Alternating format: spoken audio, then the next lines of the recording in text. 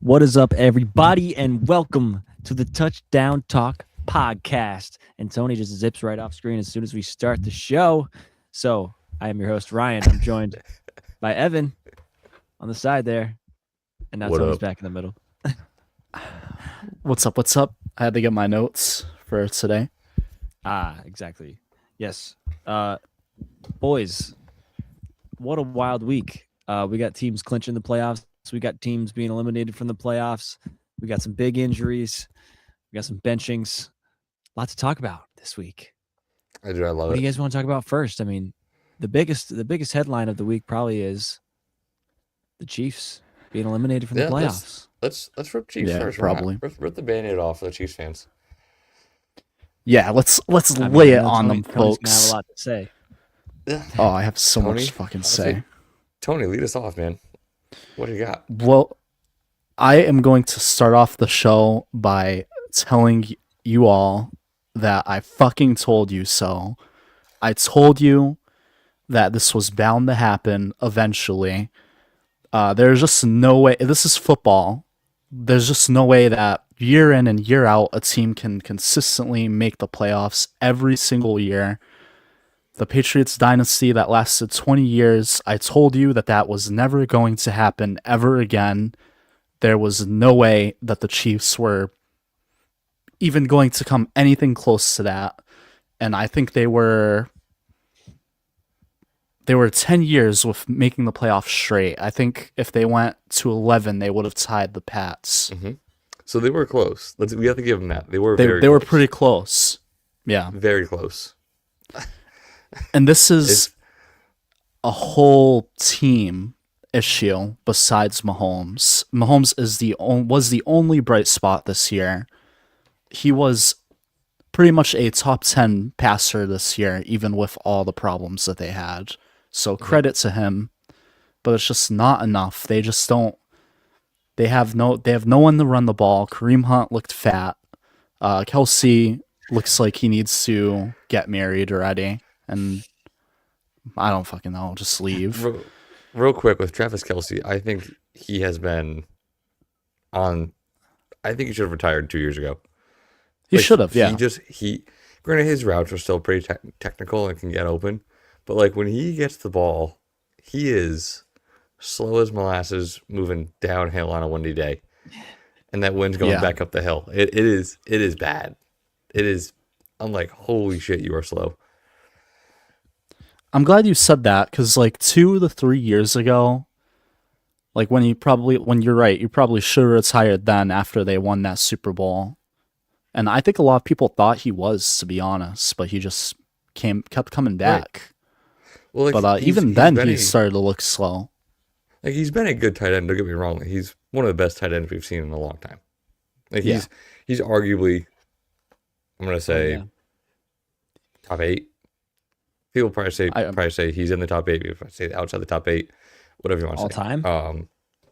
I'd agree with top 8 Yeah, all the time. I would say top 8 all time. Yeah. Personally, there's a few guys that I put above him, but Oh yeah. I think he's been this really solid receiver, and when he's not the number one receiver on the team, you can easily see it. It's very obvious in that team. Like it's very obvious how bad he's playing. Is that I what think you're it's saying? obvious. I think it's obvious how different the team plays when he's not the number one. Makes sense. If that makes sense. Yeah. If that makes sense. Yeah. Because every team has like an identity a little bit, and then when that guy is starting to kind of take a step back, who do you go to now? You know, it kind of opens up. Yeah. And if no one takes that spot, then you kind of lose. You lose your number one. They're almost like all wide receiver 2s now. You know. Yep. Couldn't agree more. And that's like the big problem for the Chiefs, I would say this year, is that they have no number one. I mean, Yep. Rashee Rice just looked so disappointing this year, and then Worthy is kind of, I mean, he's supposed to be this role player behind Rashee Rice, and he didn't even live up to that. So Right. kind of just had Mahomes running Yeah. all over the place, and look what it got you. Now he's torn ACL, probably out for some portion of next year as well. Probably. I mean, I would think so. He will be having injury happening this late. Yeah. I'm gonna go probably week 6 next year. Yeah. He'll be out till is my guess. So they'll probably put him on the pup for next year, and he'll be a great stash in fantasy. Is probably my thing. Or That's a good if you're idea. if you're in a keeper league, get him late, stash him, throw him on your IR. You're gonna keep him for the next few years, possibly. Yeah, because he's gonna come back stronger. Like obviously, we saw, to compare him to Brady, like this comparisons are like strange because this is his 9th season, and he is coming off a Super Bowl loss, and now it tears his ACL. So like it's eerily similar. So just it's not over for Mahomes. It's far from over. So yeah, like you're saying, from the fantasy perspective of like, well, people are gonna drop him and all this stuff, and then maybe pick him up and stash him if you have a chance, because he is gonna come back. He's gonna come back strong. Oh yeah, for sure. To just rewind a little bit to the Travis Kelce conversation, I thought this was interesting because I saw these stats. So Travis Kelce this year has 67 catches for 797 yards and 5 touchdowns. So nearly 800 yards. Whereas Colts rookie tight end Tyler Warren has 63 receptions for 718 yards and 4 touchdowns. So Tyler Warren's like just below Travis Kelce, but they're very similar stats. And everyone's looking at Tyler Warren like, oh my gosh, this guy is so crazy, phenomenal rookie, just totally dominating. And then they look at Travis Kelce and they're like, oh my gosh, he's so washed. He needs to retire. It's all these things. And it's two different situations. It's not exactly apples to apples, but if you look at the stats, like Kelce's not having a terrible year if you just look at the raw stats. But I think when you watch a lot of the drops, and the eye test is the other thing, and also the precedent that has been set of like the type of caliber of player that he's been for all these years, like you obviously expect a certain output from him. Yeah, definitely do.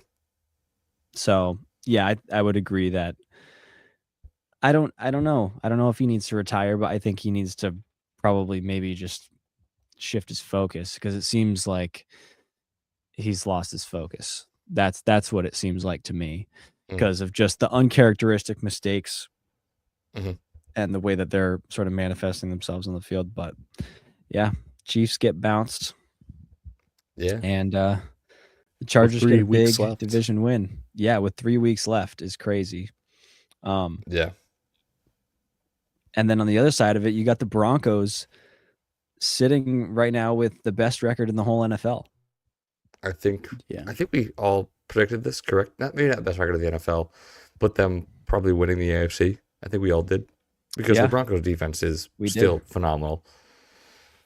And they just figured out a way to win games in the third and fourth quarters. It's crazy. Well, the scary thing is that we've been kind of relying on the Broncos to win, like come alive in the third or fourth quarter and win these close games, and the offense not playing complete the whole game. But this past game, the offense finally did.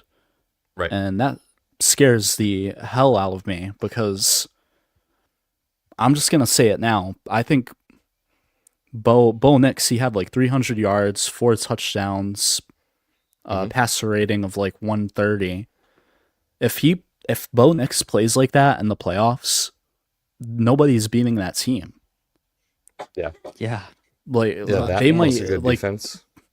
go toe to toe with the Rams in the Super Bowl if it comes down to it.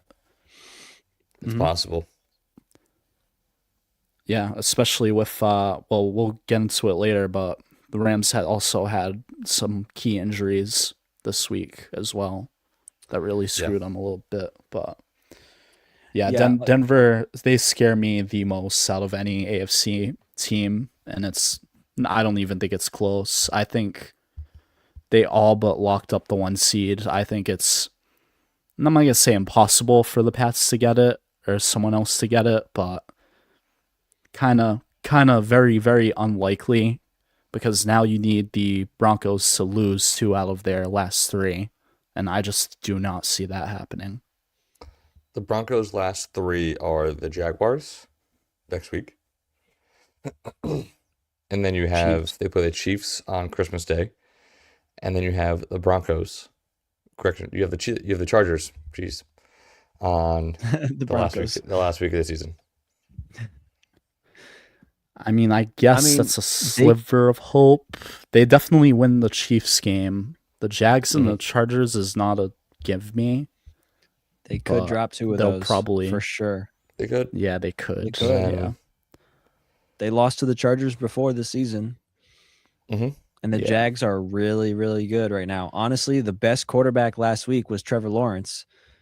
Only if it wasn't for Trevor Lawrence, Bo Nix would be the best, but he looked like the best quarterback in the league last week. Yeah. I was literally, just on a personal note, I was playing against Trevor Lawrence in fantasy, and I'm like, why is it all of a sudden this guy cannot stop throwing touchdowns? And then he runs one in too, and I'm like, you got to be kidding me, dog. It was, oh man, just a crazy performance from him. So Ryan, you played Trevor Lawrence and lost, I'm guessing, right? Yeah. Yes. I played Trevor Lawrence and I won. Really? I put up 167 points this week. Holy For crap! last week in fantasy. Oh my! What do you have? Kyle Pitts and right? He was in my dynasty team, and I sat him. Oh, that's rough. I know a bunch of people who sat him because he's just been bad all year. Yeah, I played Ravens defense, George Kittle, Michael Wilson, Ravens defense, Amon-Ra St. Brown. Yeah, there you go. That was a big offensive game.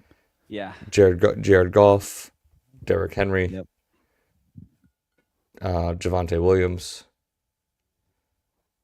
Harrison Mevis, the Rams kicker. He had 12 points. Yeah.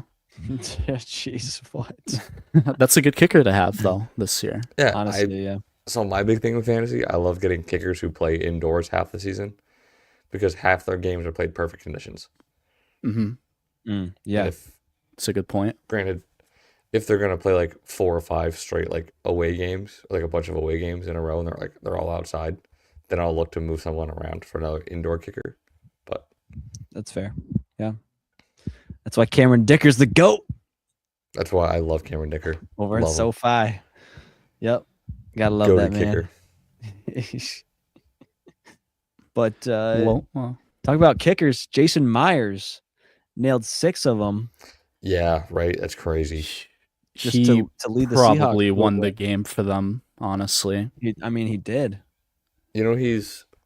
Fun fact, he's second in points scored in an NFL season all time.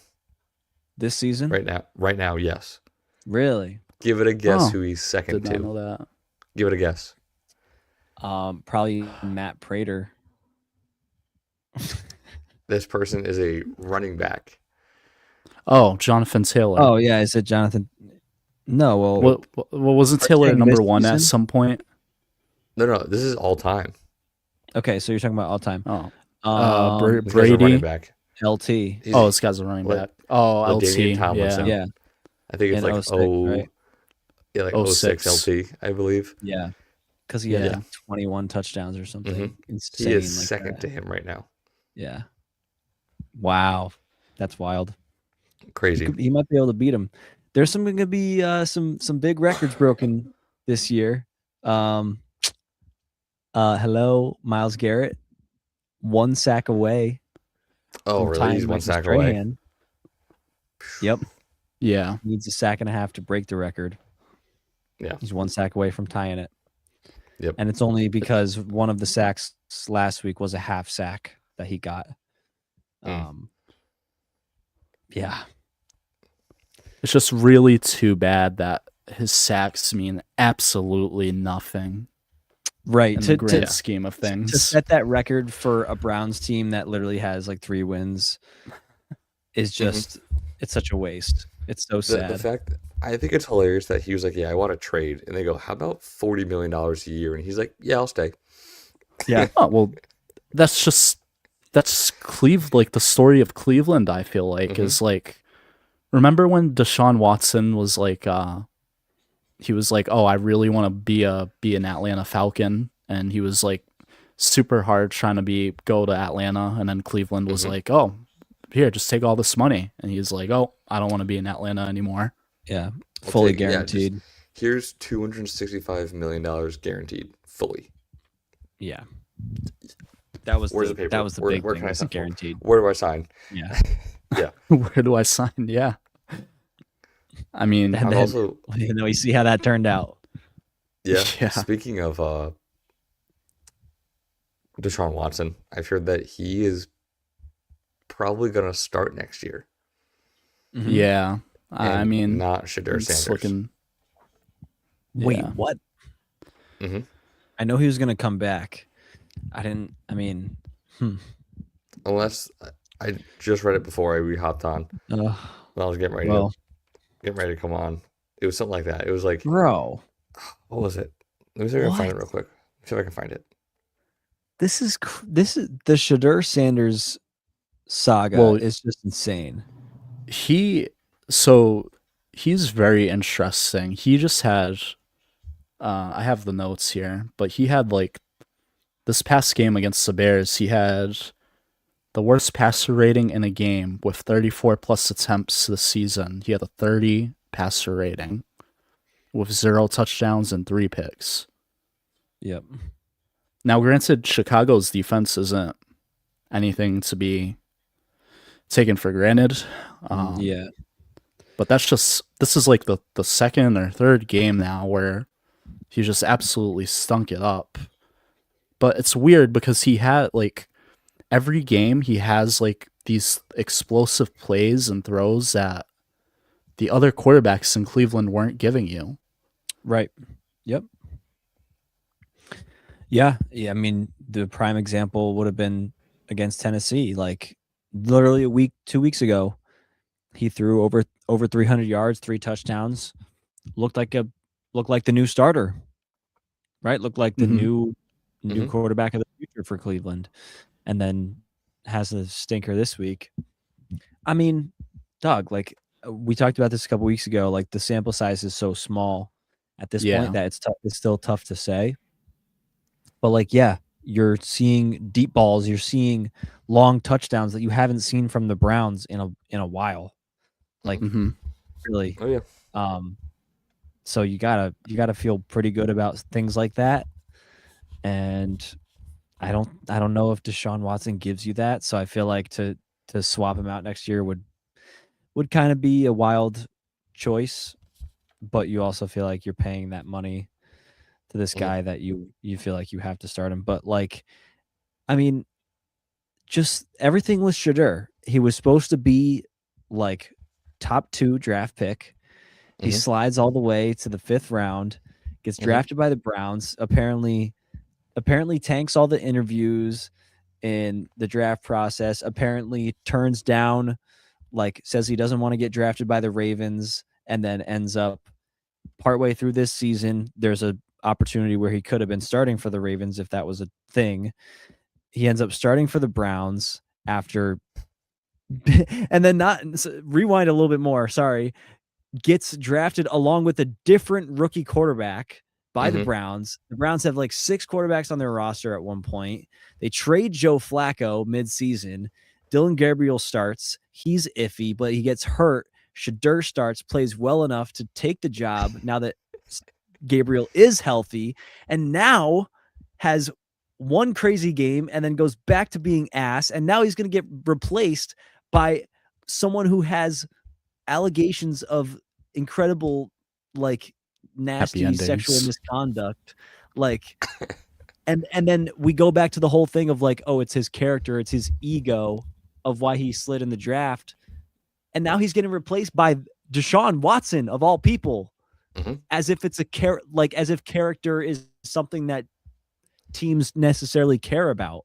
I mean, it is, but I'm saying like it's just such a ironic situation. It doesn't make any sense, and it's just like, man, like I kind of feel bad for the guy at certain points, and then other points I'm like, all right, I don't like the shenanigans, but I don't know. It's just a wild series of events for him, and a crazy season, a crazy year. But we'll see how things go next year. Yeah. Well, you summed that up perfectly. Jeez. I mean, what a wild ride it's been, and you just, wow, you just explained it all. Thank you. So Ryan, real quick, so they said, so this is from the Browns GM. Yep.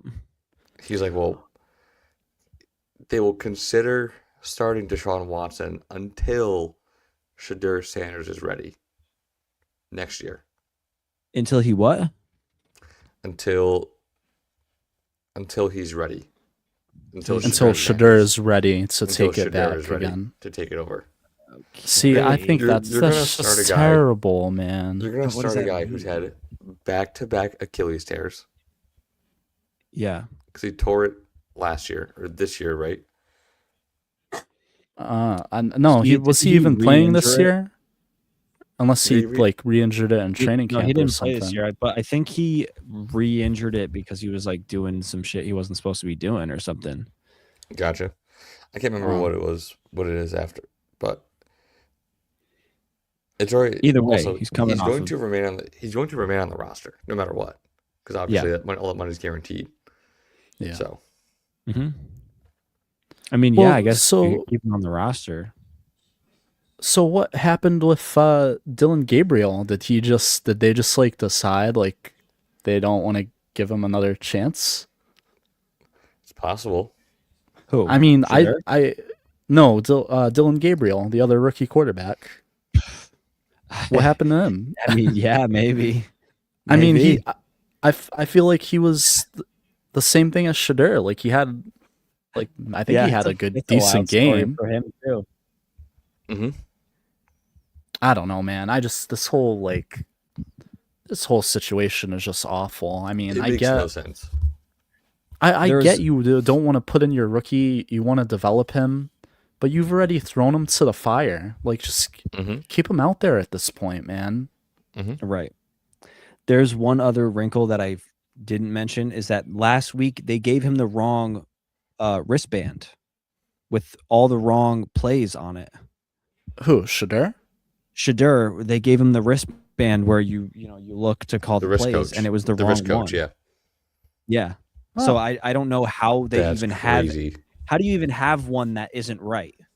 Why do you have it if it's not the plays you're running? I don't know how it works, but there was something about he got the wrong wristband. So that there's like these things that keep coming up that are like make you feel like he's being sabotaged or that he's like had this crazy bias against him. So that was another just adding to the craziness of this season. But yeah, right. Dylan Gabriel's like in the same boat, sort of being like, okay, well, I'm still here, right. And what are you going to do with him now? Right. Yeah. I mean, you got rid of Joe Flacco, you got rid of Kenny Pickett, who's playing like ass in Oakland or in Vegas, but yeah, I don't know, man. I don't know. It's just makes no sense out there for Cleveland. I don't know either. We all know that Cleveland doesn't know how to run a franchise. We've known this for 20 plus years now. Yeah. Yeah, but like even the coaching staff, like it's just like this is just such a fucking like an insult to the coaching staff, like that you allow all this to happen. Like I know Cleveland's as a franchise sucks, but that's all like front office and ownership. Like I guess like they just hire these clowns for coaches. I don't know. because they just can't do anything. They don't know how to do anything year in and year out. Besides, I pay don't Myles know. Garrett $500 million and give friggin' Deshaun Watson another $300 million. Mhm. It's kind of sad because I think that Quinshawn Judkins and Harold Fannin are great, and it's sad to see great rookies on that team because you just know that their careers are ruined for the most part. It's like Nick Chubb all over again. Mm. Yeah. Love me some Granted, Nick Chubb. Yeah. Yeah, he was great. And then He was so then his, awesome. and then his knee went backwards again. Yeah. Yeah, Yeah. poor For guy. the second time is the crazy part. Yeah. Yeah, Because they have tapped to him in college too. Mm-hmm. yeah. And people that's why I had a lot of respect for him because he came back from an injury like that and played insane, Mhm. which does not usually happen for running backs. So Right. good for him. And then he just got hurt again in Houston over there. But Yeah. Woody Marks is Yeah. killing it, or he was playing Mhm. pretty good. he has been, but he got hurt too. I don't know if he's coming Mhm. back, but yeah, he got tweaked a little bit. I mean, yeah, talk about teams that are super hot right now. Houston looking, man. They're Houston another dropped- team. They dropped 40, dog, on the Yeah. Cardinals. I Mhm. mean, it's the Cardinals, Mhm. so it's like, take it with a grain of salt. But if Houston's dropping 40 points on teams, Yeah, ain't nobody gonna want to mess with them, dude. yeah. Because That- that defense is so filthy that if CJ Stroud plays like he did, and if Nico Collins plays like he did, oh Mhm. man, they're gonna be a force to be reckoned with. Yeah, absolutely. And As long they're as they like, stay healthy. they're freaking the same thing as like Denver. Like, they just become like such a like unstoppable team if their offense can just somehow find a way to come alive. And it seems like their offense is playing better and better, and that's the scary thing. As it stands right now, New England would be playing if the season ended today. It would be New England against Houston, and I'm Yes. not necessarily sure I love that matchup right now. I do. I mean, I think I do, but I don't. I'm not like. It's not like I a think- definite win. But no, like no playoff game should be a definite win. If you have a definite win in the playoffs, that's very surprising, personally. Very true. But I'm It's like- so used to the Patriot, like all those years when the Pats made it. I feel like those were the times where early rounds it was like almost guaranteed, I would say. No, I get it. This is this is also very different. Yeah, it's Pats very team, very different. You know. Yeah. Yeah. So Yeah, I think mean, that's probably part of it. But yeah, but I think for a two seed playing a 7 seed, you want to feel a little bit better you want than to you yeah. do. You know what? If you're playing You No, against want to feel Houston, like, oh, we're the 2 seed, we're really good, and this 7 seed is like just barely got in there. But Houston is like surging right now. It's not like they don't feel like they're just sneaking in. It feels like they're like, okay, we're here. But honestly, Thing like is- I wouldn't be surprised if they end up taking the division. yeah. Mhm. And I hope they Because- do. They play the Colts in 2 of the next 3 weeks, Mhm. and the Colts are Poopy. looking pretty rough. And that the Colts were their competition for the division, and now it's really the Well, they Jags. still have Jacksonville. Do they play Jacksonville? I got to double check. But Jacksonville plays Denver, which feels like a chance for Jacksonville to tough. drop one. Texans do not play Jacksonville. Okay, that's what I thought because I think they already play- split. They play the So what- Raiders, the Chargers, and the Colts. So did they split the series? Is it 1-1 or I can't remember. Yeah, I think Houston and Yes, Jacksonville. 1-1. played. Yep, they're 1-1. 1-1. Interesting. So what would it take? Would it take Jacksonville losing one game and Houston winning out for them to win the division? Do you know? Or, The tiebreaker would go to. We talked about tiebreakers the other day. well, it's their division, so division record is the first thing, right? Yeah, Jacksonville would have to drop. If Jacksonville drops 2 and Houston wins 2 out of their 3, Then they get it. I believe then they get it. I'm just, Yeah, they would have to at that point. I feel like. Right, Yeah, so I think the Jags have Jacksonville the is tiebreaker. currently a game up on Yeah. the Texans. So they have to drop 2 if the Texans want the outright spot instead of having to go through tiebreakers. Jaguars drop 2 in the last 3. Texans take the 1 seed in the AFC South. Okay, Right. And that that's means tough. Houston has to win 2 of their last 3. I mean, I could see Houston winning. I just don't know if Jacksonville might lose against Denver, but I don't know if they'll drop another one the way they're playing. Well, the Texans have won 6 straight these past 6 weeks. Yeah, I'm fairly confident they'll probably win out the rest of the way they're playing. So Jacksonville plays Denver, then they play Indy and Tennessee. And yeah, So yeah, that's gonna be tough, man. I mean, So it's an uphill battle for the Texans. They don't have full control of their destiny, Yeah. but they Yeah. can definitely make the playoffs. Like that is within their control. And that week 18 matchup with Indy will be big because Definitely. if Indy can stay within punching distance, if Indy can win 1 or 2 in the next couple weeks, it'll be big. We'll see how Phillip Rivers holds up. Mhm. He threw a touchdown last week, but overall really He did. didn't look he wasn't even coming close to Daniel Jones levels of yeah. efficiency. Really, it was all short. It was all dink and dunk. Like, Yep. ain't It's no sad to downfield say. passes there. Alec Pierce getting wasted because he ain't got. Yeah. That's all he's got. That's his whole bag right there. Yep. So he's not going to work out if Phillip Rivers stays back there. He looked like a freaking. I don't even know, dog. He just looked like He looked looked like looked old. us.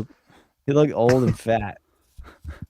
Yeah, he looked like if you put me out there and told me to go play quarterback, like he was throwing the ball the way I would probably.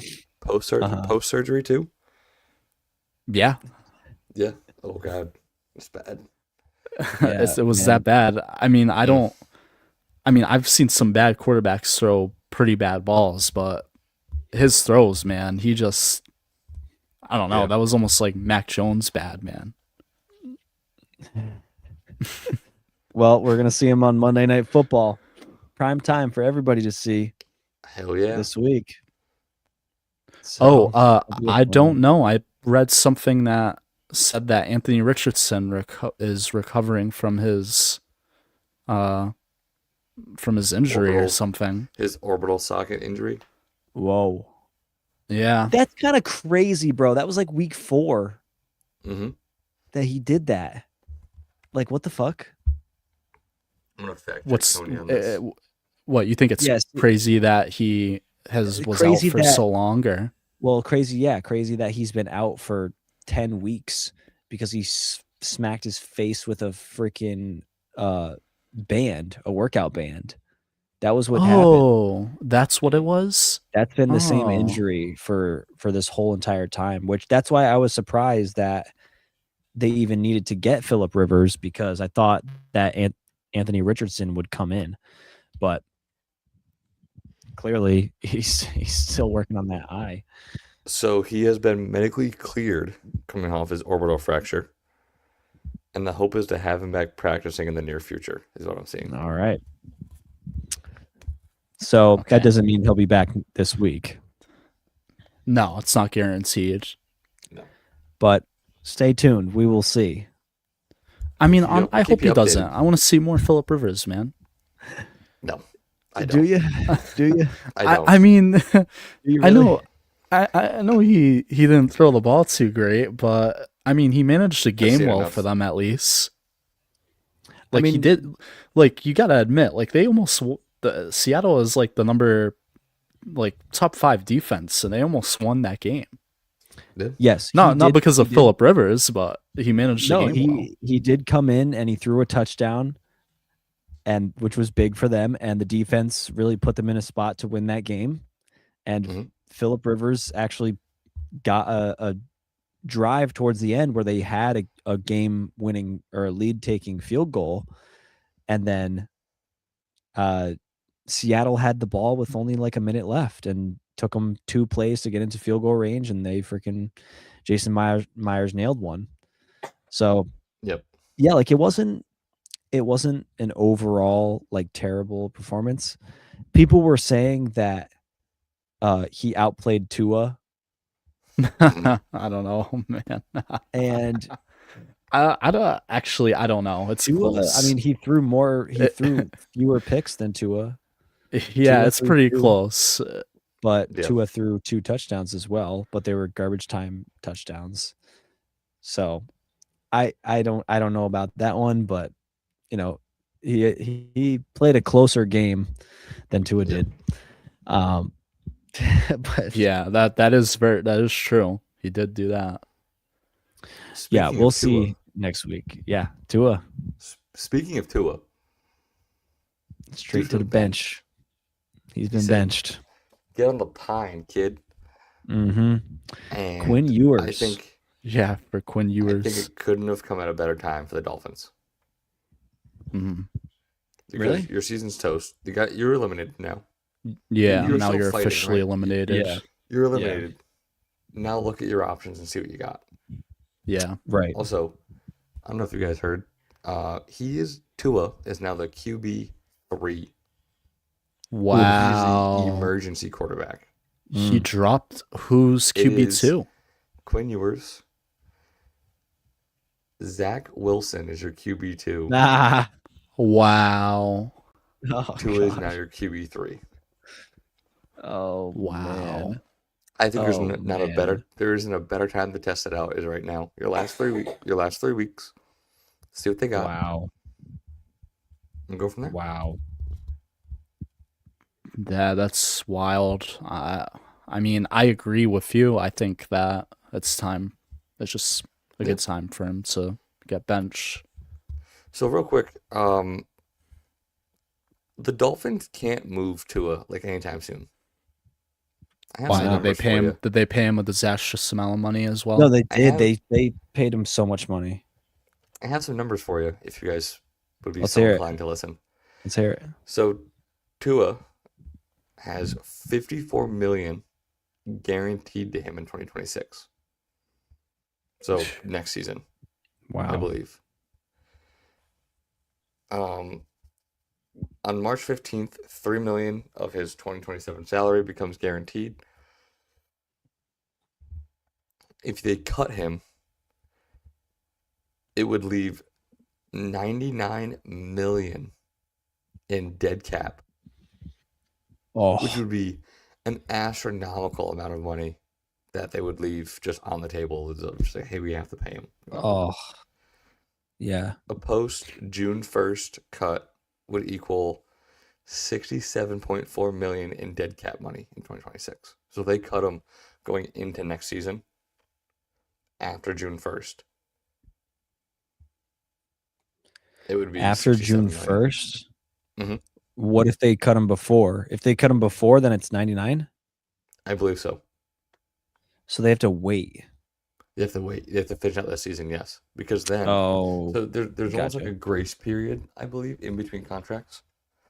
Almost like, hey, you're about to make this much next season. If we get rid of you before this time, we don't pay you the whole thing. Probably how it goes. I believe that's how it sounded. That's what Gotcha. it always sounded like in contracts. yeah. So like June 1st, is always the big date that comes around. Yeah. But if they Well- go for one more season, if they do one more season, for in 2027, his post June 1st cut would be 31.8 million in dead cap. So like there's Okay. if you wait 2 seasons, you cut your dead cap in half, sure. But do you Mhm. want to go for 2 more seasons with Tua Tagovailoa is the question. Yeah, I mean, or you just pay him to be the backup. You're You gonna know, pay- like, I mean that. Well, that's the thing. You That's either insane. pay him to sit at home, or Right. you pay him to back up, Quinn Ewers or whoever you draft or whatever Yeah. it may be. I mean, or could you trade him? Is there some team out there that might want him? I mean, Cleveland, it's Would the- doubtful, but yeah, the there are Raiders- stupid Cleveland- teams. the Raiders. Would the Raiders take him? I mean, I don't know. I don't know. Maybe would the Saints take him? Like, Maybe. No, 'Cause- Tyler Shuck is playing too good. yeah, I was thinking about that too. That's a kind of Mm-hmm. separate conversation, but Shuck is probably playing well enough to justify being the starter next year. Mhm. But Tua, man, I'm so like disappointed because like 2023 was such a great season for them. Like they were Mhm. so, I don't know, they were so good. Yeah, but it was we said it like even back then. Like he's just not a good like downfield thrower. Like he always underthrows his receivers, and that was a good season by him statistically. But that seemed more of like a offensive scheming and Mike McDaniels and all the Yes, weapons right. he had around him. Yeah. Yes, that's true. That's very true. Yeah. No, you're right. You're right. But the issues that Tua has it's been simple because he's had the same issues and they've never gone away. You know, it's Mhm. just his accuracy and then his concussion history. I think we had this conversation when we went over like the quarterback tiers at this before the season started, and Yeah. I think Tony and I made the point of like once he throws a pick, like his whole game goes downhill. Yeah. Like he Floodgates throws are open. one, he has one turnover, all of a sudden like morale, toilet. Like it's weird. Like a lot of Yeah. players have always talked about like gotta have a short memory. You know, like hey, whatever happened last drive, remember the good stuff, but forget the bad stuff, kind of thing. Or hey, can't do that again. Let's move on, keep going. You know. Yeah. That's I the mean, biggest strength. It's a lot of it's mental. And I Mhm. don't think he's got the mental fortitude. I mean, there's Yeah. that, and then there's just him playing in the cold. He's notoriously terrible. He in is the cold. awful in the cold So as bad in the well. cold. Now 0-6 in games below 40 degrees. Which is, granted, we're from New England, so I don't think 40, like below 40 is like chilly, sure, but like Dog, It's not if like it's freezing cold. you should be fine if it's 39. You should be fine. correct. Yeah. Anything below, if it was like, hey, he sucks below 25, I'd be like, you know what, I would too. Yeah, I mean that's tough, man. I don't know. That's Right. difficult. They Imagine him showed it playing like Go ahead. the graphic of him and versus Aaron Rodgers in the cold, playing in Mm-hmm. Green Bay all those years. Like, okay, yeah, like he has I think he has twice as many wins than he does losses in the cold, and that's just by virtue of playing so many games there. You have to be Mhm. used to it. But he plays in Miami. I mean, Yeah. you also have the factor of when teams go down to Miami to play in the heat. Miami is in not those- an easy spot to win. Yeah, those Mhm. early games when it's still really hot, and And it's you like have 90 on it's 90 in the yeah. stadium, but it's like 130 on your sideline. Yeah. right. They literally engineered the visitor sideline to be much hotter, and they wear the Mhm. white unis, so their visitors Mhm. are wearing darker uniforms for the sun. So like that's its own sort of. I wonder if we have stats on that. How well does Aaron Rodgers play in the 100-degree heat? Do we have those stats? Do we, Bro, Hmm? he If I can But find but it, that's I not will- nearly as important as well if I can because find it, I will text it to you guys and we can put it on the Instagram story. we could do the heat stats. Yeah. and my money is on that he probably kills it in the heat because he came from Cali, so There's no Yeah, way true. that this man That is freaking plays true. bad He's a in the California Heat. kid. Yeah, or maybe not Aaron Rodgers, but maybe I don't know. Maybe You could like look at some other guys that are I don't Well, know, also, maybe like, not more cold Brady weather Brady came. guys. Brady came Yeah. from California, who then played at Michigan, who then went to New England. Brady So, probably just plays really Mhm. well in the cold too. Like, obviously plays really well whoa, in general. plays but fantastic He everywhere. plays great everywhere. yeah, well, yeah. But yeah, being a New England guy, like you got to play in the cold up there too. God, man, it was cold when we were there. That It was was cold. crazy. Oh, yeah, it was cold. It was a great freezing. time though. Great time though. Yeah. It totally was. But yeah, I mean, also you're playing the meaningful games that you play, the playoff games, the late season games. Those are always in the cold. Yep. Like, I was you gonna need say to have that. that in your bag. Those Mhm. early season, like week 1 and 2 and 3. Okay, big whoop if you win week 1. That's like this, you know, that's the start of the season. You're supposed to, it doesn't mean as Yeah. much. Mhm. Cool, So you win your first 3, now win the next 15. right, You exactly. know what I mean? Like that's when it gets cold, or when it's when like it gets, scoring on becomes your opening meaningful. drive. Mhm. That it's not the game's not over. Game's And then far you, from and then over. you lose 41-7. It's like, oh, we scored. Yeah, your opening drive. Right. You guys led for a Exactly. solid 8 minutes. Yep. Well, talk about teams that had a lead. Yeah. I was just gonna say it. All right, and with that, guys, I gotta go. And Evan has to go. I was gonna say, oh man, I was gonna say, I wish We we should've brought we, this we up should have a little squeezed in the Pats earlier while you were here. We can It's go all for it. I got. You're good. Go for it. Oh, you sure? You can? Oh, bet. Well, you Yeah, want let's to? do it. Well, you say yeah. You say your I piece. can't duck it like that. I can't do that. So here's my thing, and then I'll get going. So I think that Tony might disagree, but I think that was a horrible game for the Patriots. Horrible game. And here's why. You put up 31 points. You go up 24-7, 28-7, something like that. Yep, 21-0 to 24-7. And you blow that game, like, horribly. You score another 3 points at that scoreline. That is a horrible game from your offense, from your defense, and even from. And if you want to say, oh well, the first half was good, okay, sure, but what matters the most? The fourth quarter, the last 2 quarters, what matter the most? And again, like we just said, you show up to play the first half, sweet, you crushed it the first half. All right, now the second half, oh, we scored 3 points, and the other team scored that well. That's never gonna win your game, and that's. Again, maybe that's just kind of you beat them once, so you come out and you do that again. You go, we got them, and kind of ease off the gas a little bit. Maybe that's a player thing, maybe not a coaching thing. But again, you can't do that, especially this late or in the playoffs, or anything like that. So I had guys at work that were like, "You're dumb for saying that was a bad game." I was like, "That's a bad game. That's a horrible game for the Patriots, because there goes all your momentum. It's gonna swing a little bit back towards the Ravens, I bet now, because you lost that game in heartbreaking fashion against the Bills. And no, I see that as that's a horrible letdown game. Of you go into that game, vibes are high, and you lose that game that way. And now vibes are at all time low, at least for the fans.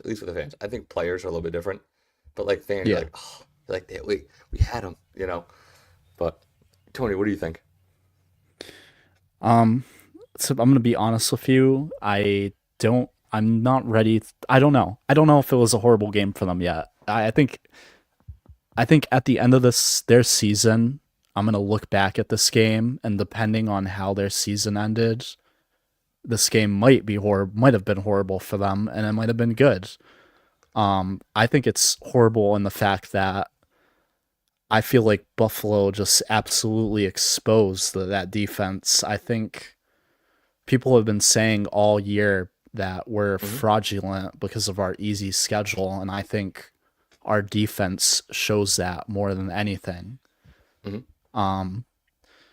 Now, granted that there were a bunch of reasons why they lost that game. Not the defense is probably the biggest one, yeah, but Right. we also had special teams giving them drives at the 50-yard line every play. And then we Special had teams was a big part of that too. It was. I agree. People I totally agree. because the Bills, I mean, they still score 5 straight touchdowns, and that's still bad on the defensive part. But our defense has been bad all year with red zone. Like if we can keep teams out of the red zone, then we're great. We're a good defense, but Yep. we're a very break defense, which means that if we let teams into the red zone, a lot of times they scoring. score touchdowns.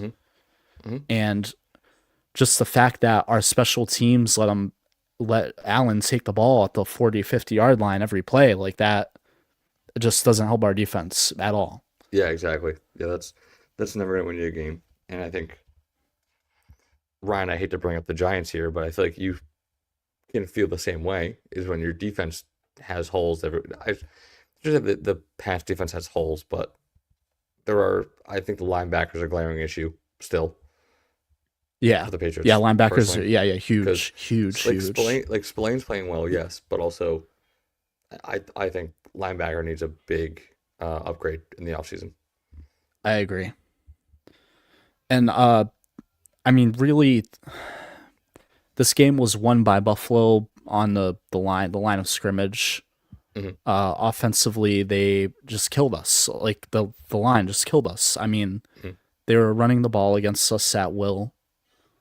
Josh Allen looked like he was comfortable enough to do anything he wanted the whole second half.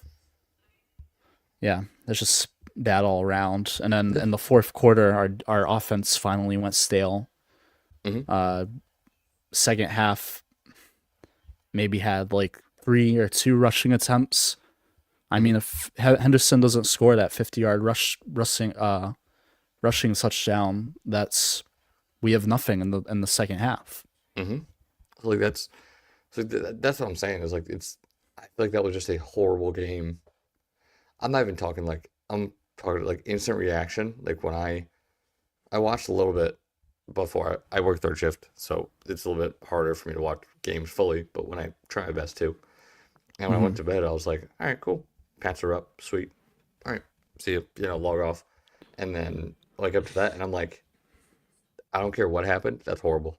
It could be the worst circumstances ever, like 4 straight safeties, whatever it is. I don't care.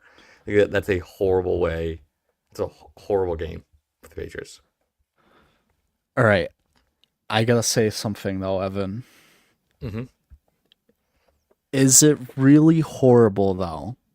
Because all right, listen to this, guys. Yes. I don't know if you'll agree with me, but Buffalo, for one, they're known to come back. That's how they've been winning a lot of their games this year. They just come back, and it's Josh Allen. Josh Allen's hard to stop the whole game. But are you gonna tell me if New England won both those games and then face Buffalo again in the playoffs? I feel like that's scarier. Like I think this is a good thing that they split, because now when they go into the playoffs, if New England meets Buffalo again, it's gonna kind of be like a revenge game, sorta. But if you swept Buffalo in the regular season, I don't know. I see what you're saying, but I feel like this team needed to be punched in the mouth. But also, I feel like if you beat a team twice, some teams go, "Fuck, they got our number." And nothing we can do. Like if you hung 31 of the Buffalo Bills and beat them, I think a lot of those players would have went, they got us again. But this is the thing, is that I feel like Buffalo's like that already. I feel like most of the team is like, oh, well, we can't do anything, and then Josh Allen just comes out and carries them every time. Or James Cook. James Cook, Josh Allen and James Cook, yeah. But I mean, I'm not scared of James Cook. I'm sorry, I'm scared of Josh Allen. And I mean, you should I'm be.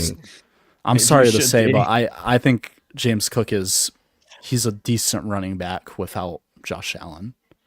I feel like he gets so much success because teams put It's so much possible. emphasis on stopping Allen on the It's run. possible. It's possible. Yeah, maybe. I mean, yeah, you could say if this was different, yeah, a lot of things would be different, like. But Yep. we're not living in that world. We're living in the world where James Cook has 107 yards and 2 touchdowns. Mhm. That's not okay. Right. That is not Yeah. okay. I mean, I you're think- right. I think the bright side for the Pats is you're getting Milton Williams back in week 17 and you're getting Will Mhm. Campbell back in week 18. Mhm. So you should be pretty healthy going into the playoffs. Mhm. And honestly, I think Milton Williams helps your run defense so much because the run defense has been a lot worse since he's been out. So I think that he will definitely help out him coming back. But I also think, as amazing as Drake May has been playing this season, as much as he's the MVP, or He's not the MVP. he's an MVP candidate. This game might have taken him out of that conversation. We'll see. But I think that what was the stat that I heard? I think he's 1-3 in. Well, it must be 1-3 this season in games where they've trailed in the fourth quarter. Yeah. All of their wins have come from a lead that they have taken into the fourth quarter and held on to it. Drake May has not needed to, or he has needed to, but he hasn't led fourth quarter comebacks. Yeah. That he's not been in those situations enough to be tested enough to do that. The one that came in the fourth quarter was against the Dolphins, and that was the game where they exchanged like punt returns. It was very, very much a special teams victory there. So honestly, yeah, I think maybe they do need to be knocked down a peg, and they need to have some adversity for Drake May to be like, okay, I gotta. And maybe they'll get a situation against the Ravens where they're down in the fourth quarter and Drake May will have an opportunity to go do that. And honestly, you saw it late in this Buffalo game when it felt like, okay, this is a chance for them to go down and take back control. And Drake May just launches an arm punt. He looked bad in the fourth quarter. He looked bad. The second half of that game really just it was just a rough outing from Drake May. But obviously he was getting it done with his feet early on. Yeah. 2 rushing touchdowns there for him. So I don't know if you a lot of bad. If you guys noticed in the fourth quarter, even the way he was like moving within the pocket, like it just seemed like he wasn't moving in the pocket. It seemed like he was just staying too stiff. Yeah. And he wasn't going through his reads. Yep. I don't know. It just looked very uncharacteristic, like Drake May from what we've been seeing. Yeah. But on Quite that the note, opposite of Brady. I'm gonna get going. My pick for this week is going to be the Minnesota Vikings against Ryan's New York Giants.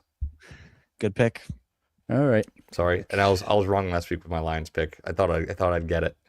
And when I woke up to Amon-Ra with 2 touchdowns and Jared Goff throwing 2, I was like, I'm good. Final score 41-35. I'm like, well, you kidding me? They're gonna win too. I thought so. Oh, we got to talk about that game next, Ryan. Yep. But, we will. All right, boys. I will see you. See you, man. Peace. Yeah. So how about that too? Lions are desperately clinging on to their playoff hopes. They have a slight chance to still make the playoffs, but it's some things are very much out of their hands at this point. If they lose this week and Chicago wins, they are out. They are out of the playoffs. So right. I heard that somewhere. We might want to fact check that, but that was what I heard is their scenario. I have here that the Bears are playing the Niners this week, and Detroit needs whoever loses that game, they kind of need them to lose out, and they need to win out for them to make it. Okay, that makes sense too because the Niners have a wild card spot as well. Yes. So yeah, I guess it would depend on that game. Maybe it was for the division that maybe the Lions don't have a chance at the division if Chicago wins and they lose. Well, I think it would matter if they lose. If Detroit loses, then I feel like I don't It think that doesn't. they would I have a don't think it chance. matters. So Yeah. yeah, man, it's looking rough there for them Lions, man. That freaking sucks, dog. I mean, it's just luck of the draw, I guess. I mean, you're playing against the Rams, the top 3 best team in the NFL, and it's just a bad Yeah. time for them to play the Rams. No, yeah, and I feel like they've drawn a lot of really tough matchups this year. They have, yeah. I feel like they really have. Just being a top team last year, that's just the straw that they got. But yeah, they have had some injuries on the defensive side of the ball. It's really the same story as last year. Just like the injury bug got them, they still have just as much explosiveness on offense, but really nothing going on defense. Aiden Hutchinson almost had a pick six. It would have been so cool to see him take it back, but not quite. But yeah, What did he get chased down and tackled? Yeah, he did. Yeah. Also, just to completely pivot, I'm looking at the scores, so I'm thinking of other games now. The Bears completely laid the beat down on the Browns. Oh yeah. And man, when we talk about a coach like unlocking a quarterback, Caleb Williams has been unlocked. He has. I told he dude, truly has. I told he you. Only has. I saw something today that he has 6 picks. He's only thrown 6 picks this year, and which is less than guys like I can't think of the exact names, but he's thrown fewer picks than a bunch of notable quarterbacks. A lot of other quarterbacks in the league, I'm willing to bet. Yes.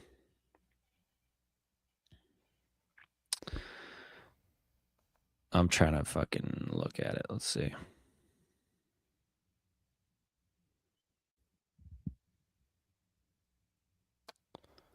Yeah, Dak has 10, Mahomes has 11, Sam Darnold has 11, Josh Allen has 10, Bo Nix has 9, Trevor Lawrence has 11, Herbert has 12, Caleb Williams has 6. So, man, like, and he also has 21 touchdowns, which is a decent amount. Sam Darnold has 22 on the year. And if we're just looking at yards, Caleb Williams is 12th in yards. He has over 3,000 on the season. I don't know if he's going to be the first Bear to crack 4,000, but we'll see. I don't think so. He's not on pace to do that. Yeah. But he doesn't need to do that because Ben Johnson has just been running the ball really well. I was gonna say we talked about unlocking Caleb Williams, and he most definitely did that. But he has unlocked that whole offense. Like they run the ball so well. Like they use both their backs so well. They package them so well together. They have great passing skill players like Rome Odunze. That Colston Loveland has come alive, really. Their offensive line is so much better than last year. They do everything as an offensive unit. They do it very well. And it's just expected. I mean, coming into the season, I kind of expected that kind of improvement from them was what we were going to see. Maybe not to this extent, but I think that their defense playing very well has also helped them tremendously. And they're just a very good team. Honestly, they might be the best in the division. I mean, Green Bay, if they weren't so injured, probably Green Bay. And I know they played Green Bay like 2 weeks ago, but Green Bay just lost a bunch of people, so Yeah. I don't know if they win again. I think Chicago gets them next time. You're saying if they play in the playoffs? Well, they're playing one. Oh wait, did they play Hold up. twice already? Maybe not. Maybe not. Let me check. They do. They play this week, which I they knew literally it. just played 2 weeks ago. Yes. Yes, because that was when they were talking. I knew it because when they talked about that the other day, I was like, oh, I remembered them saying that they play like times in 3 weeks. So That's crazy. So here's the thing. they do that all the time with divisional games. But They really do. I don't have they done it this much? I feel like this year it's happening all the time, where teams will literally play each other like so close together. I mean, I don't know I about don't know. all the time, but it's happened a couple times this year. But I feel like every year is 2 or 3 divisions where Yeah. it's like that. Yeah, no, you're right. But I don't know. It feels interesting in this case because Green Bay won that last matchup and took the division lead. Mhm. They took it from the Bears, and then they lost it to the Bears because Green Bay lost this week. And now they're going to have another chance to just snatch it right back. So it just feels like it's like just because of the schedule, normally they wouldn't have an opportunity to directly affect their outcome, their standing. Jeez. But this week they do. Yeah. And that And first that game, tie is big for them. Chicago was like they were close too. Like that was not a runaway game by Green Bay in any sense. That was Right. a game in Green Bay that Chicago almost won, honestly. It literally came down to the last play of the game when Caleb Williams threw the pick. Mm-hmm. One of his 6 picks on the year. Yeah. So he's thrown that few, but maybe they're coming in big moments. So, there's that aspect of things. Mhm. But I don't know. Yeah. And with Micah Parsons going down Yeah. and Christian Watson going down, Yep. two things It's just not Green Bay's year. yeah, well, it's tough because it felt like they were so poised. They were so ready to do something. Like they have a phenomenal team. They were. And you had Christian Watson, who has been balling out for them the past 3 weeks and has Yeah. become or was becoming the most important player on that offense for them. Yeah. Truly. And then He you have was. Micah Parsons, who is having his best statistical season sack-wise so far in his career and is accounting for more than 30% of the sacks that your team has. And now he's gone. And Mhm. you're right back to where you were before you literally gave up. What did they give up? Would they give up 2 first-round picks? I forgot. They made Yeah, a they gave up massive 2 trade for for him. him, I'm pretty sure. They made a massive trade for Micah Parsons. And look where you're at now. You're right back where you started. So obviously those are things that you can't control. You don't know that those things are going to happen, but it just sucks. It sucks to see, especially because Green Bay was my prediction at the start of the season Yeah. to go to the Super Bowl. And that was a But, great pick originally. Like if that team is healthy, that's a great team. But like you just said, like I mean, their offense, they had problems on offense, and then Christian Watson comes back, absolutely changes their whole offense, like so much better. And then he goes down again, so now you don't have him, and then you also lose 2 offensive linemen this game, and then you lose Micah Parsons. Like it's sad to say, but they're just one of the injury ridden teams this year where the injury bug really is going to screw them over. Yeah. And I just don't see how they compete with other teams now in the NFC. Like I said, I don't even know if they win the division now. I feel like Chicago will win in Chicago this week. Probably. Honestly, I'd give it to them. Probably, yeah. Because of how big Christian Watson was in that last matchup. Not having him is going to be huge. I think it'll still come down. You also are getting Jaden Reed back at the same time that you're losing Christian Watson. So you have another playmaker that you had, but I don't think that it's the same. I don't think I was going to say, I don't think it's the same. Yeah. Jaden Reed is a weapon, and I'm sure he'll get an end around that. He doesn't give you those explosive play, like offensive downhill plays that Watson gave you. He's not a vertical threat. Yes. He's not the big, fucking Christian Watson's a big dude. He's, listen, I don't want to get mossed by that guy. Like, he's a big physical receiver, big body. Like, that's the guy that you want to be airing it out to down the field. Jaden Reed is a smaller guy, and he's really fast, and you want him on a slant. You want him on an end around. You want him on those plays, but it's just a different element to your offense. And honestly, if they had both of them, I'd be super scared of that Packers passing offense. And all of a sudden, Jordan Love, it becomes scary again. But yeah, Jordan Love feels like he does need some weapons to be able to do something there. Yeah. He's not going to. You always are able to find Romeo Doubs or Dontavian Wicks randomly for no reason. Romeo Doubs is just going to go crazy, or you're going to get some random no-name receiver. Matthew Golden has fallen off the face of the earth, so he's not going to be a factor. He hasn't really done much for you. Yeah. But everything seems to be going in the favor of the Bears there. So people were talking about the Bears going from the 1 seed in the NFC all the way down to the 7 seed. And now you got the same story with the Packers. I don't think they were the 1 seed. They were the 2 or 3, and they jump all the way down to the 7 seed in the NFC. So they'll still both be playoff teams unless you have Detroit sneak up there.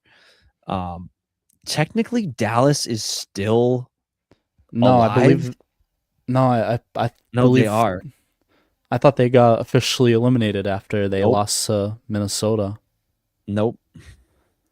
So what the only way they make division. The division, right? They have to win out, and Philly has to lose out. Yes.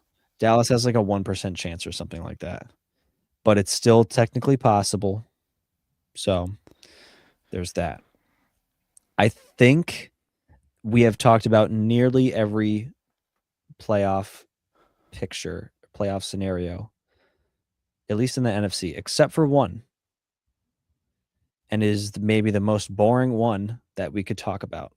Oh man. And that's going to come down. Well, no, we talked a little bit about the 49ers, but I was going to say one of the few teams, not much to talk about this week. They just played a bad opponent and killed them. Yeah. No, that's about all we have to say. They did what they were supposed to do. Brock Purdy hit him with the taunting. Yeah. And then apologized after. Yeah, and then he's like, "Sorry, man." But I was going to talk about the Panthers and the Bucks. Oh yeah, we did not talk about those two teams, dude. That man, it pisses me off so much that one of these fucking stupid ass teams is going to make the playoffs and the Lions are going to miss the playoffs, when you can just look at them for 2 seconds and clearly see that the Lions are better than both of these teams. And then they're going to play against each other. Doug, they both lost division games against opponents that are eliminated from the playoffs. The Saints are one of the worst teams in the whole league. Well, yeah, they freaking beat the Panthers when the Panthers they knew the Bucks had played 3 days prior, and the Panthers knew that they had an opportunity to take the division, and they fucked it up. I just can't believe it. Like, what are you doing? What are we doing out here? Bryce Young, Bryce Young threw for over 400 yards or some shit against the Falcons a couple weeks ago and looked like the most clutch dude on the whole planet. But he can't do jack diddly squat against the Saints. Where's Rico Dowdle, man? What is he doing? And I sound like a Panthers fan right now, but like, how do they not take advantage of that opportunity, man? It frustrates me. Well, it's the NFC South. This has been the story, yes, I feel like, for the NFC every year since Brady left Tampa Bay 5 years ago. Yes. Every single year. It's always the same shit. It's like the team that wins this division might not even have a winning record. Yeah, I mean, Like, Tampa Bay or Carolina will probably make it in with 8 wins. They'll probably be like 8 and 9 and make it in. But it doesn't matter because, like you said, they're going to get smoked by Seattle in the first round or something like that. I don't know. Probably Seattle. Yeah. Well, and they're honestly, smoke them. I think that Tampa Bay wins only because you think they win the division? Say in a hypothetical world, I think Tampa Bay wins the division because they play each other this week, and then next week, Tampa Bay. I literally just looked at it 2 seconds ago. Tampa Bay plays Miami, and Carolina plays Seattle. Mm-hmm. And then week 18, they play each other again. So if they split, then it basically comes down to who wins in week 17, who has a better chance of winning. Carolina against Seattle or Tampa Bay against Miami. I feel better about Tampa Bay against Miami, but also, well, with Quinn Ewers. Then again, you really don't know because they just lost this week. But yeah, you obviously don't have much confidence in either one of these teams to win games that are supposed to be easy to win. But it's going to come down to both those divisional games. So whoever wins those games, if they split, then yes, if they split, then the winner of the division could potentially have a losing record. If they both lose in week 17 and they split the series, then it would come down to a tiebreaker, which would be division record or something, which Tampa Bay has it over them. I believe Tampa Bay has. Yeah. So Tampa Bay has that tiebreaker, and they have the better matchup in week 17. So my money's on Tampa Bay to win the division. I'd like to see Carolina win it just because it's something new. But man, it's really fucking, it's so frustrating that you can have a team that is that bad and they make it over a team that clearly has a better record. Hey man, I agree with you. I think Tampa Bay ends up winning the division as well. I think the Panthers are just too inconsistent. But I mean, like, really, like, I agree with you. Like what you said, like, you're Carolina. Tampa Bay loses that game to an eliminated team Thursday night. You're Carolina. You see that. You go into Sunday's game against the 3-10 or 4-9 Saints or whatever the hell it is, and you lose that game, and you lose on almost every front. Like, the Saints were the better team in that game. Mm-hmm. And just on both sides of the ball, like what you said, like, where was Rico Dowdle? Like, I feel like there was no game plan in that game. Like, there have been a bunch of games this year where even when Bryce Young has played bad, like, at least Carolina went into the game with a great game plan and a great running game, and they won those games.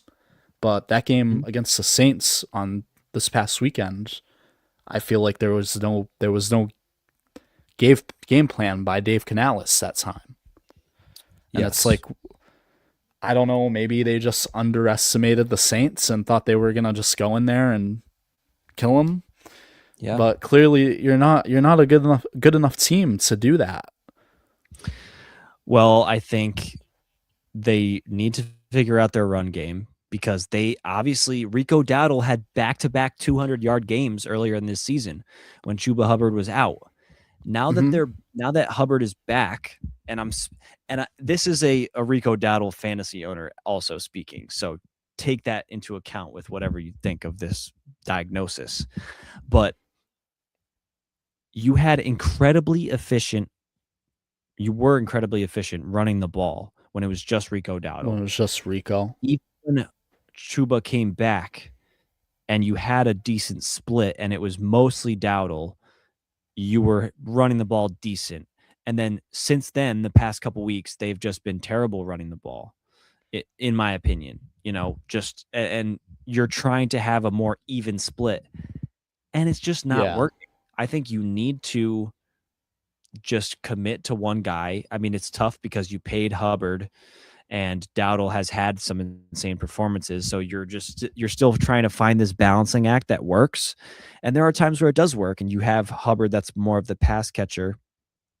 But I don't know, man. It's just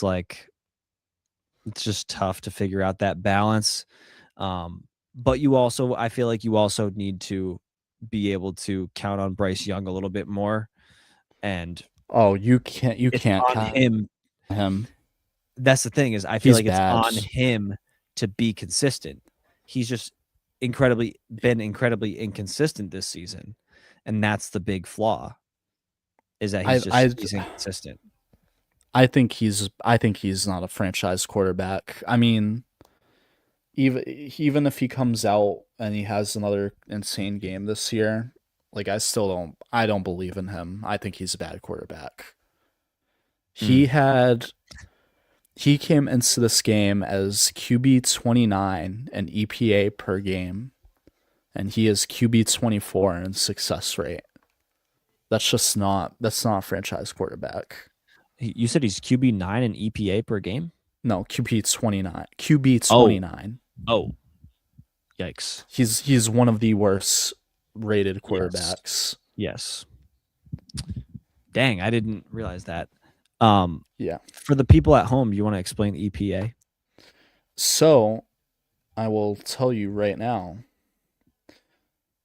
So, EPA, as he looks it up, pretty much stands for expected points added. So, it's a football statistic, but it pretty much measures how much a play improves or worsens your team. Like how much that's like the best way I can explain it. I think of it as probability to score. Yes. If you're on the 50-yard line, you have a certain probability of scoring X amount of points on the next play. If you then have a 30-yard pass that gets you to the 20-yard line, your EPA goes up because you're closer, so you're going to be expected to at least come away with a field goal, or you're expected to have. And there's like all kinds of math that goes into it that I don't understand. But EPA, right. Basically, if a player has a better EPA, you can imagine that they are helping their team out more by making plays happen that are going to increase the points that are going up on the board. Right. So that's the aspect there. Yeah. See, you have Bryce Young, who pretty much he's like rated like one of the lowest chances to make you score. Yeah. Does that make sense? Yes. He's one of the guys you want the least if you are trying to go down the field and score. Yeah. I mean, it's tough because he's got him to a 500 record. So you have obviously games where you've obviously scored points. You also have the random game against Atlanta where they got shut out 30-0. And like you just have like these incredible inconsistencies. I mean, the game against Dallas where they like barely won towards the end was like very impressive win. But like you just like Carolina feels like they're not this bottom team anymore, but they're like still trying to work their way up out of the muck. And just Bryce Young needs to be more consistent in order for them to fully get up out of that rut that they've been in for a while now. And They're I think still maybe, a bad football team. Yeah, overall, for sure. And then I think when it comes to Tampa Bay, you're also getting a little bit of that injury sort of bug there. Okay, just because so they haven't been fully healthy. For most of the season, I agree with you, but you were coming into this week. You were the healthiest you've been, Yes, and you still lose that game. Yes, A must-win game. I put that on the defense, and I put it on Todd Bowles for poorly managing the game at the end. And then because they blew like a 14-point lead, right? Yeah, and you also had 3rd and 28 that you had a flag on. You're just undisciplined, and or I'm sorry. Well, dude, actually, I was gonna say, you want to know something wild about that game? What? So the Falcons had 19 penalties, and the Buccaneers had 4, and they still lost that game. Yeah, geez, dog. That's insane. That can't be very common. That must be a rare occurrence for that to happen. But I think the penalties just came at bad times during the game. Yeah, before that they had. Yeah. And then you have the fumble there were like 6 Buccaneers all around it, and they just couldn't recover it. So that was the big thing, was just not having enough effort on that play. And yeah, it was just a rough one for them. Yeah, I mean, when you let Kirk Cousins throw for 400 yards and 3 touchdowns, you gotta I don't know, reevaluate your life. Get your defense onto a yellow bus and then have the coach drive it off a cliff or something. No, I'm just kidding. Yes. But no, the whole NFC South, what a bad week from both those teams. It's just I don't know, it's just pathetic for both of them. Absolutely pathetic, mate. I mean, and Mayfield played okay too. I'm not gonna say he played good that game. He played okay, but he wasn't the main reason they lost. No, I wouldn't say so. I don't know if he threw picks, but just a crazy collapse. I'm looking at Christmas. Oh, weeks 18 or week 17, I mean. Oh, is there 3 games on Christmas? Holy crud. We'll talk about that next week. But, yeah. Let's give our picks for this week, because I think, let's see. I mean, my game of the week is going to be this Thursday night game, dude. Rams Seahawks. I know. Massive. Absolutely massive. I really hope the Seahawks win. I think the Rams will win, but I hope the Seahawks can pull it out. I wish this wasn't a Thursday night game, though. I don't know. Thursday night divisional Thursday games. Night is cursed. Well, their teams, they just don't play the same, especially divisional games on Thursday night. I feel like it's always most of the time, it's not like the better team that wins. You know what I mean? Well, it's just the team that has the bad night. Sure. I think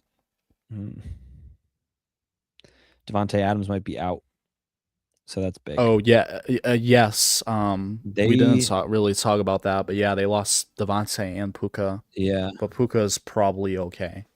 Puka looks like he's fine. I'm not seeing him on here. But that's 100% my game of the week.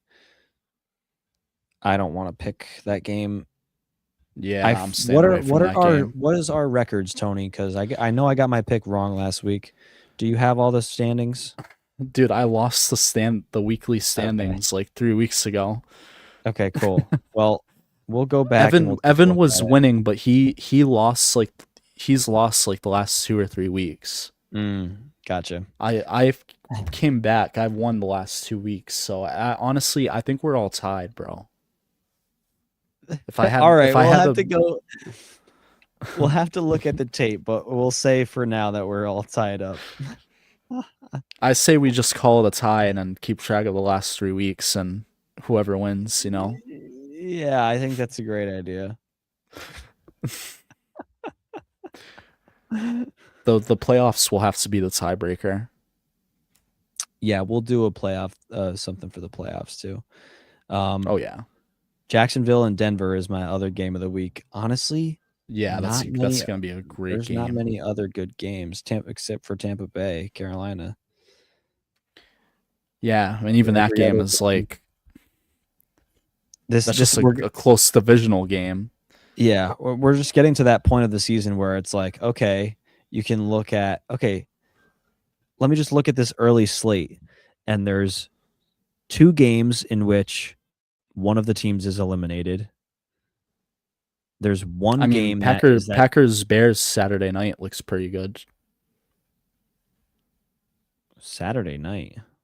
Yeah, you have 2 games on Saturday this week because we're at that point of the year where end of season they start putting teams on Saturday. I wasn't even looking at Saturday. Dang. Yeah. Well, even the Eagles Saturday, Commanders is gonna suck, but yeah, that's gonna be a beatdown. But on Sunday, you have like 5 or 6 games that are between 2 teams that are already eliminated. Mm-hmm. You got the Giants, you got the Saints, you got the Chiefs, you got the Falcons, you got the Dolphins. All those teams are playing against other teams that are already eliminated that will make zero difference of anything other than fantasy, honestly. Oh yeah, dude. I'm looking at the games now, and that 1 p.m. slate is terrible. It really is. The only one worth watching would be Tampa Bay. Yeah, literally. At least the 4 o'clock doesn't look too bad because you have Jags, Denver, and then Pittsburgh and Detroit. Yeah, that's not bad. That'll be a good one. That'll be a nice nap, a nice relaxing Sunday nap. What the one? Are you talking about the 1 o'clock? Yeah, well, maybe. We'll see. Maybe. We'll see how it turns out. It does kind of suck because if those games suck, we're definitely gonna fall asleep and then miss like the 4 o'clock games. Well, then we got the Pats on Sunday night, so that'll be you got Pats. They flexed that game, thankfully. I saw that. Yeah. I'm gonna go ahead and pick. I'll pick Arizona over Atlanta. Oh, okay. Never mind. Just because I don't think I've picked them yet. I'm pretty sure everybody else that I'm looking at, like, I've picked already. Arizona over Atlanta. Yes. All right. Well, I am going to go with the New England Patriots because I have not picked them yet this year. Really? Yeah. Oh, wow. And you haven't picked them? feel, yeah. All right. I feel like this is just a big like Mike Vrabel week. Like we'll see how good Mike Vrabel really is, depending on how good that team comes out and plays. Yeah. See if they turn it around.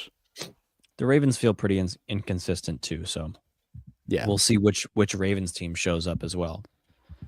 Which it should be an easy win. Theoretically, yes. And most of the year it hasn't been great. Lamar. The Ravens are still fighting for something though. So there's that aspect. Yeah. That's 100% why it got flexed. Yeah, exactly. Yeah. No, that should be hopefully a decent game. I believe I might be talking out of my ass, but the Pats could at least clinch a playoff spot. Yeah, if they win, think I believe they do. Clinch a playoff spot, maybe not the division, but they clinch a playoff spot. Yeah, I think that was the big thing, was that they can't. I don't think there was a way for them to clinch the division unless they win and Buffalo loses. If that happens, then they clinch the division This week. Yes. Yeah. Right. But if And Buffalo both will have already those teams win, they'll at least clinch the playoff berth. Yeah. Cool. Man, we Very covered nice. everything this week. We got a super long episode. We got a mega episode. We covered everything under the sun. Well, we had like I know a lot to talk one of the about. busiest weeks. Yeah, we did. Yeah. And guess what? Next week's gonna have a whole nother can of worms to talk about. It's gonna be a lot going Hopefully. down. Yeah, we're heading into. We got 3 weeks left of the season, and then Yeah. that's And it. then we'll go to playoffs. Honestly, when we hit the playoffs, we might have some shorter episodes because it'll be like, all right, there's only 4 games to talk about. Yeah, Right? yeah. I Well, mean, there you go. the first the playoff preview episode, and then maybe the first week, like wild card weekend recap. Those will be the big ones. But then after that, it goes down a Mhm. lot. Yeah. That Super Bowl episode is gonna be like 10 minutes. We'll be like, Super Bowl. All right. No, it'll That's be true. good. We'll talk about all Yeah, the we're best gonna make it good. commercials and the halftime show and everything. So that'll be a good Yeah. episode. Yeah, Stay it will. tuned, y'all. We'll find Stay ways tuned, to make it everyone who's- fun. Yeah, for sure. All right, everybody. We appreciate you guys tuning in, staying with us every week through the NFL season. We love you guys, and we'll see you next week. Peace out.